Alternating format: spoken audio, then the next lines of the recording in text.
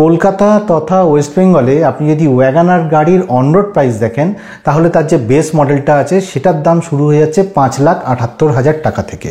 আবার এর যে টপ মডেলটা আছে সেটার দাম হচ্ছে 7,99,000 টাকার মতো। আবার সুইফট যে গাড়িটা আছে তার যে অনরোড প্রাইস ওয়েস্ট বেঙ্গলে সেটার বেস মডেল শুরু হচ্ছে 6,67,000 টাকা থেকে। এর যে টপ মডেলটা সেটার দাম পড়ে যাচ্ছে 10,05,000 টাকার মতো। তো ন্যাচারালি 6 থেকে 10 লাখ টাকার মধ্যে আপনি যদি কোনো গাড়ি খোঁজেন তো আপনার সুইফট গাড়িটা, ওয়াগানার গাড়িটা রাডারের মধ্যে এসে যাবে। হ্যাঁ, আরও অনেক গাড়ি এসে যাবে, কিন্তু এই দুটো গাড়ি তো ডেফিনেটলি আসবে। এবার কথা হচ্ছে যে ওয়াগানার আর সুইফটের মধ্যে যদি আপনাকে জিজ্ঞেস করা হয় যে কোন গাড়িটা নেবেন, তো অটোমেটিক্যালি আপনার চয়েস হয়ে যাবে সুইফট। আপনি বলবেন যে না, সুইফট গাড়িটা অনেক ভালো, সুতরাং ওয়াগানারের থেকে আপনি ওটাকে বেশি প্রেফারেন্স দেবেন। কিন্তু তাহলে তো ওয়াগানার গাড়ির বিক্রি কম হওয়া উচিত। ওয়াগানার গাড়ির যে টপ মডেলটা আছে কিংবা টপের থেকে যে পরের নিচের লেভেলের মডেলটা আছে সেটার বিক্রি নাই হওয়া উচিত, কারণ সেই দুটো গাড়ির দাম অলমোস্ট সুইফটের গাড়ির দামের সাথে মিলে যাচ্ছে, কিন্তু লোকে কিনছে। কেন কিনছে?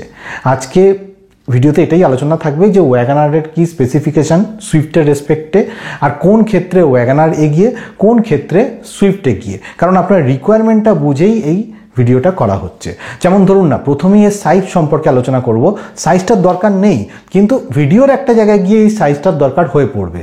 যেমন ওয়াগানারের যে লেন্থ সেটা হচ্ছে 3,655 মিলিমিটার, এর যে হুইথ সেটা হচ্ছে 1,620 মিলিমিটার, আর এর যে হাইট 1,675 মিলিমিটার। অপরপক্ষে সুইফট যে গাড়িটা আছে সেটার লেন্থ হচ্ছে 3,860 মিলিমিটার, এর যে হুইথ সেটা হচ্ছে 1,735 মিলিমিটার, হাইট হচ্ছে 1,520 মিলিমিটার। অর্থাৎ সুইফটের যে লেন্থ সেটা 205 মিলিমিটার বেশি, আর এর যে হুইথ সেটা হচ্ছে 115 মিলিমিটার বেশি। আবার উল্টো দিক থেকে ওয়াগানারের হাইটটা বেশি, 155 মিলিমিটারের মতো। কিন্তু ওয়াগানারের যে এই যে লেন্থ কম, তাতে কিন্তু এর বুট স্পেসে কোনো কম্প্রোমাইজ হচ্ছে না।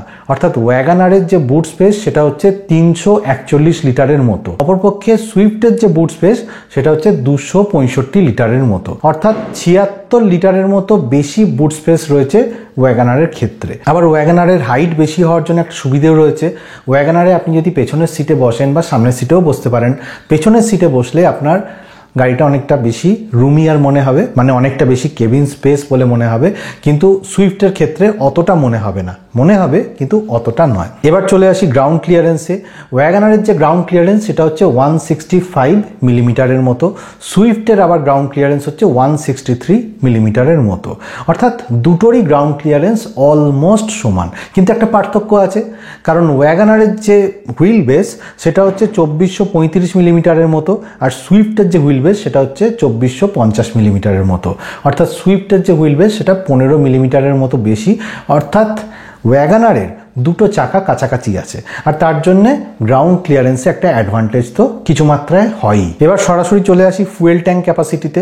ওয়াগানারের ফুয়েল ট্যাঙ্ক ক্যাপাসিটি হচ্ছে 32 লিটারের মতো, সুইফটের ফুয়েল ট্যাঙ্ক ক্যাপাসিটি হচ্ছে 37 লিটারের মতো। অর্থাৎ সুইফটে 5 লিটার বেশি তেল ধরবে। ওয়াগানারের টায়ার সাইজ 13 ইঞ্চি থেকে শুরু, এর যে ওপরের মডেলগুলো আছে তাতে 14 ইঞ্চির টায়ার পাওয়া যায়।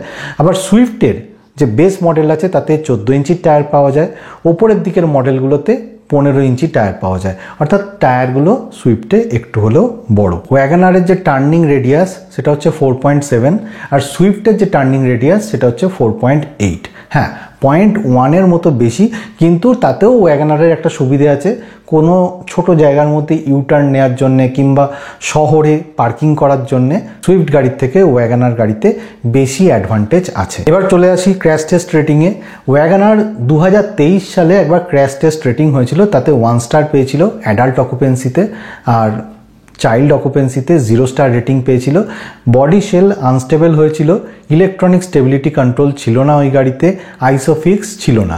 তবে ইদানিংকালে গাড়িতে 6টা এয়ারব্যাগ স্ট্যান্ডার্ড করে দেওয়া হয়েছে, মানে ওয়াগানার গাড়িতে 6টা এয়ারব্যাগ স্ট্যান্ডার্ড করে দেওয়া হয়েছে।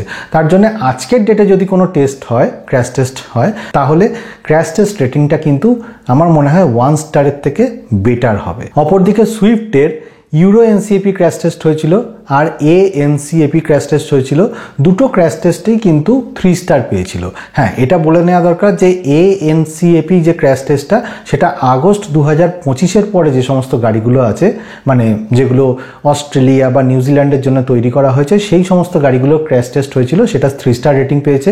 ইউরোপিয়ান যে সুইফটটা সেটা ইউরো এনসিএপি ক্র্যাশ টেস্টে 3 স্টার রেটিং পেয়েছিল। গ্লোবাল এনসিএপি ক্র্যাশ টেস্ট বা ভারত এনসিএপি ক্র্যাশ টেস্ট সুইফটের ইদানিংকালে কোনো হয়নি, সুতরাং এর কোনো ক্র্যাশ টেস্ট রেটিং নেই বললেই ভালো হয়। তবে এটা ঠিক, সুইফটেও কিন্তু বেস মডেল থেকে 6টা এয়ারব্যাগ এসে গেছে। এবার চলে আসি ইঞ্জিন স্পেসিফিকেশনে। ওয়াগনারে 1 litre naturally aspirated petrol engine আছে, যেটা 65.7 বিএইচপি পাওয়ার জেনারেট করে ম্যাক্সিমাম, আর 89 ম্যাক্সিমাম টর্ক জেনারেট করে। এছাড়া ওয়াগনার গাড়িতে 1 লিটার পেট্রোল সিএনজি রয়েছে, যেটা 56 বিএইচপি ম্যাক্সিমাম পাওয়ার জেনারেট করে, 82.1 নিউটন মিটার টর্ক জেনারেট করে।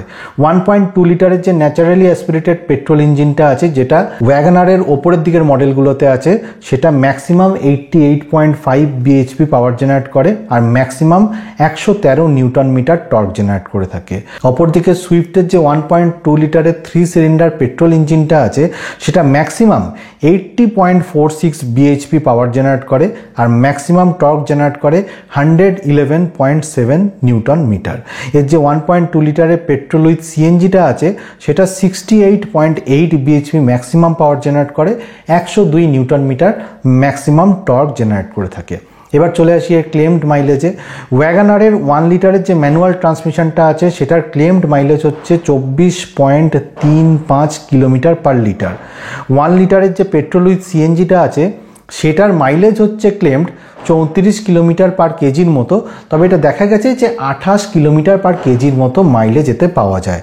এছাড়া 1 লিটারের যে এএমটিটা আছে, সেটায় 25.19 কিলোমিটার পার লিটারের মতো মাইলেজ পাওয়া যায় ওয়াগনার গাড়িতে। 1.2 লিটারের যে ম্যানুয়াল ট্রান্সমিশনটা, সেটার মাইলেজ হচ্ছে 23.56 কিলোমিটার পার লিটারের মতো। এগুলো সব ক্লেমড মাইলেজ কিন্তু, মানে ARAI সার্টিফাইড মাইলেজ। 1.2 লিটারের যে এএমটিটা আছে, সেটায় 24.43 কিলোমিটার পার লিটারের মতো মাইলেজ পাওয়া যায়। সুইফট যেটা আছে, সেটার যে ম্যানুয়াল ট্রান্সমিশনটা আছে, সেটার ক্লেমড মাইলেজ হচ্ছে 24.8 কিলোমিটার পার লিটার। এএমটি যেটা আছে, সেটার ক্লেমড মাইলেজ হচ্ছে 25.75 কিলোমিটার পার লিটার। এর যে সিএনজিটা আছে, সেটার মাইলেজ হচ্ছে 22 কিলোমিটার পার কেজির মতো। এবার চলে আসি কমফর্টের দিক থেকে। ওয়াগনার গাড়িতে সাসপেনশনটা এমনভাবে টিউনিং করা আছে যাতে বেশি কমফোর্টেবল লাগে, সুতরাং ওয়াগনার গাড়ি কিন্তু সুইফটের থেকে বেশি কমফোর্টেবল গাড়ি। আবার সুইফটের একটা সুবিধা রয়েছে, সুইফটের সাসপেনশনটা এমনভাবে টিউন করা রয়েছে যাতে হাই রোডে এটা পারফরমেন্স বেটার দিতে পারে এবং ড্রাইভিংটা যাতে লোকের ডাইনামিক ড্রাইভিং একটা ফিল পেতে পারে। অর্থাৎ সুইফট গাড়ির সাসপেনশনটা এমনভাবে ডিজাইন করা হচ্ছে যেটা হচ্ছে মোর স্পোর্টিয়ার দেন ওয়াগনার। এবার চলে আসছি রিসেল ভ্যালুতে। যেহেতু ওয়াগনার কিংবা সুইফট হচ্ছে মারুতিরই প্রোডাক্ট, সুতরাং দুটো গাড়িরই কিন্তু রিসেল ভ্যালু ভালোই পাবেন। কেবিন স্পেসের দিক থেকে আগেই বলেছি, যেহেতু ওয়াগনার গাড়িটা একটু উঁচু টাইপের গাড়ি, বয়স্ক লোকেদের উঠতে নামতে বসতে সুবিধে হয় এবং ভেতরটা লট মোর রুমিয়ার দেন সুইফট গাড়ি, তো এটাও একটা অ্যাডভান্টেজ ওয়াগনারের ক্ষেত্রে। আপনি যদি ফিচার্সের দিক থেকে কম্পেয়ার করেন, তাহলে ডেফিনেটলি সুইফটের হায়ার ভেরিয়েন্টে রিয়ার এসি ভেন্টস, ক্রুজ কন্ট্রোল আর মোর অ্যাডভান্স ইনফোটেনমেন্ট সিস্টেম রয়েছে, যে ফিচার্সগুলো ওয়াগনারের কোনো ভেরিয়েন্টেই থাকে না। তাই ফিচার্সের দিক থেকে যদি কম্পেয়ার করেন, তাহলে ডেফিনেটলি সুইফট গাড়িটা ওয়াগনার গাড়ির থেকে এগিয়ে আছে। মেনটেন্যান্সের ক্ষেত্রে বলবো যে ওয়াগনারের মেনটেন্যান্স একদম লো মেনটেন্যান্স কার, কিন্তু সুইফটের যে মেনটেন্যান্স সেটাও লো, কিন্তু সেটা ওয়াগনারের থেকে বেশি। ন্যাচারালি সুইফট যে গাড়িটা আছে, সেটা ওয়াগনারের থেকে দামি গাড়ি, তাই এর মেনটেন্যান্সটাও ওর থেকে একটু হলেও বেশি হবে। স্টাইলটা হচ্ছে পুরোপুরি নিজস্ব ব্যাপার। আপনার কোন গাড়িটা বেশি ভাল লাগবে, কোন গাড়িটা কম ভাল লাগবে, সেটা আপনার ওপরই ডিপেন্ডেন্ট। তবে এটুকু বলতে পারি যে ওয়াগনারের যে লুকসটা, সেটা হচ্ছে ডিসেন্ট, আর সুইফটের লুকটা একটু স্পোর্টিয়ার এবং অ্যাট্রাকটিভ। এবার কোন ধরনের ড্রাইভারের জন্য সুইফট গাড়িটা অ্যাপ্রোপ্রিয়েট আর কোন ধরনের ড্রাইভারের জন্য ওয়াগনার গাড়িটা অ্যাপ্রোপ্রিয়েট? যারা ফ্যামিলি ওরিয়েন্টেড, যারা ফ্যামিলি নিয়ে ঘুরতে যাবেন কিংবা কখনো ড্রাইভার চালাবে গাড়ি কিংবা নিজেও চালালেন কিন্তু আপনি অত এনথুজিয়াস্ট নয়, তাদের ক্ষেত্রে হচ্ছে ওয়াগনার গাড়িটা অ্যাপ্রোপ্রিয়েট। অর্থাৎ এটা হচ্ছে ফ্যামিলি ওরিয়েন্টেড কার। আর সুইফটের ক্ষেত্রে হচ্ছে যারা একটু সেলফ ড্রিভেন কার পছন্দ করে, যারা একটু ড্রাইভিং এনথুজিয়াস্ট হয় মোর দ্যান ওয়াগনার, তাদের ক্ষেত্রে হবে সুইফট গাড়িটা অ্যাপ্রোপ্রিয়েট গাড়ি। এবার সিটি আর হাইওয়ের জন্য কোন গাড়িটা অ্যাপ্রোপ্রিয়েট? আপনি যদি শহরের রাস্তায় ম্যাক্সিমাম চালান, ধরুন 80%, 90%, 70%-এর বেশি যদি আপনি শহরের রাস্তায় চালিয়ে থাকেন, তাহলে তার জন্য হবে আপনার ওয়াগনার গাড়িটা অ্যাপ্রোপ্রিয়েট। আর হাইওয়েতেও চলবে, এরকম নয় যে হাইওয়েতে চলবে না, কিন্তু সুইফট গাড়িতে যে হাইওয়ে পারফরমেন্সটা পাবেন সেটা ওয়াগনার গাড়িতে অতটা পাবেন না। ওয়াগনার গাড়ির থেকে সুইফট গাড়ি হাইওয়েতে বেটার পারফরমেন্স করবে, সিটির ক্ষেত্রেও ভালো পারফরমেন্স করবে, কিন্তু ডেফিনেটলি হাইওয়ের জন্যে it is more appropriate than Wagon R গাড়ি। তো এবার বুঝতে পারছেন যে আজকের ভিডিওতে এটাই আলোচনা করলাম যে কোন গাড়িটা আপনার জন্য উপযুক্ত। আপনার এই যে ক্রাইটেরিয়াগুলো, এই যে প্রায়োরিটিগুলো এবার সাজিয়ে নিন। আপনি কীরকম লোক, কোনটা আপনার জন্য বেশি জরুরি, যেটা জরুরি হবে সেটাকে প্রায়োরিটি দিয়ে আপনি সেই গাড়িটাই কিনবেন। তো আজকের ভিডিওতে এটাই আলোচনা করার ছিল যে ওয়াগনার আর সুইফটের মধ্যে কোন গাড়িটা আপনার নেওয়া উচিত। ভিডিওটা যদি ভালো লাগে তাহলে লাইক, শেয়ার, কমেন্ট করবেন আর চ্যানেলটা সাবস্ক্রাইব করে নেবেন যদি চ্যানেলটা ভালো লাগে। আর আমি এরকম ভিডিও নিয়ে মাঝে মাঝেই আসতে থাকি। আর যারা 4 হুইলার চালান তারা সিট বেল্ট পরবেন, যারা 2 হুইলার চালান হেলমেট পরবেন। খুব ভালো থাকবেন।